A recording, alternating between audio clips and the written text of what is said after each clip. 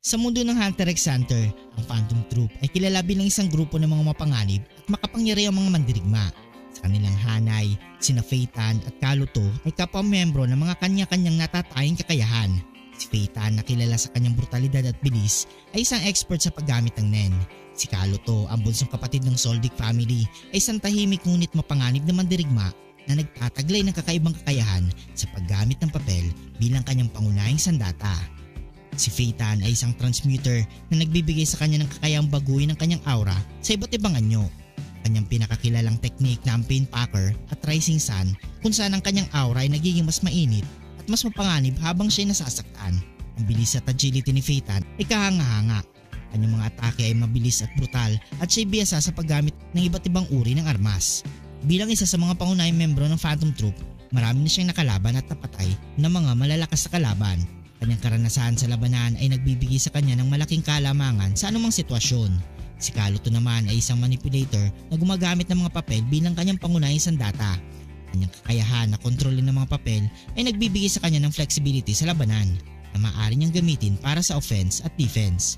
Bilang isang membro ng Soldic family, si Kaluto ay may mataas na antas na pisikal na kakayahan. Siya ay mabilis, maliksi at mayroong malalim na kaalaman sa martial arts at assassination techniques. Bagaman mas bata at mas may kaunting karanasan kumpara kay Phaeton, ang kanyang pagsasanay mula sa Soldic family ay nagbigay sa kanya ng kakaibang husay sa labanan. Si Phaeton, ang kanyang bilis, brutalidad at malalim na karanasan sa labanan ay nagbibigay sa kanya ng malaking kalamangan. Kanyang kakayahan sa paggamit ng Nen, lalo na ang Painpacker at Rising Sun, ay nakakatakot at mapanganib. Si Kaluto naman, ang kanyang mga kakayahan na kontrolin ng mga papel ay nagbibigay sa kanya ng versatility sa labanan. Kanyang disiplina at kausayan sa paggamit ng mga assassination techniques ay nagbibigay sa kanya ng edge sa stealth at precision. Bagaman malakas si Phaeton, ang kanyang reliance sa physical brutality at speed ay maaaring gamitin laban sa kanya kung ang kalaban ay may sapat na strategic na plano. Si Kaluto naman, ang kanyang limitadong karanasan kumpara kay Phaeton ay isang kahinaan. Kanyang pagiging manipulator ay nangangailangan ng oras at diskarte upang magamit ng epektibo ang kanyang mga papel sa labanan. Sa isang hypothetical na laban sa pagitan ni Phaeton at Kaluto, malaki ang posibilidad na manalo si Phaeton dahil sa kanyang bilis, brutalidad at karanasan sa labanan.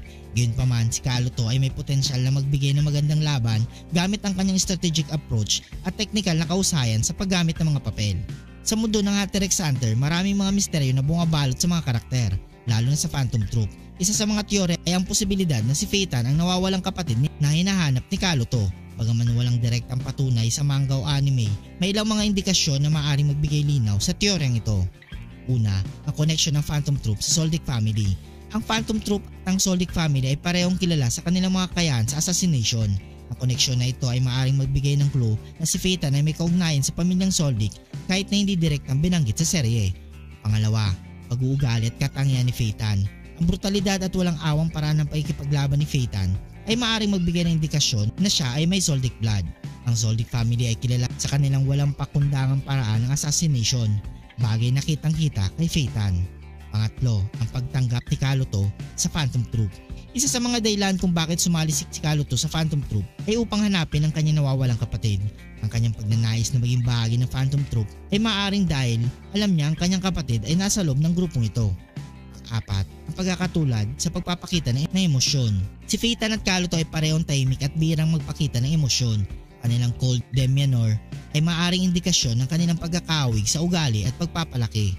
Tungkol sa teorya na si Phaeton ay ang nawawalang kapatid ni Kaluto, bagaman walang direktang patunay, may mga indikasyon at koneksyon na maaaring magbigay ng kredibilidad sa teoryang ito.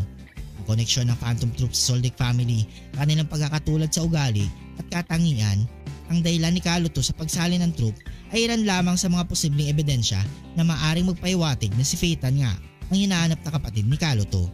Kung nagustuhan mong video ito, huwag niyong kalimutan mag-like at subscribe and hit notification bell button para updated kayo palagi sa ating video. Maraming salamat.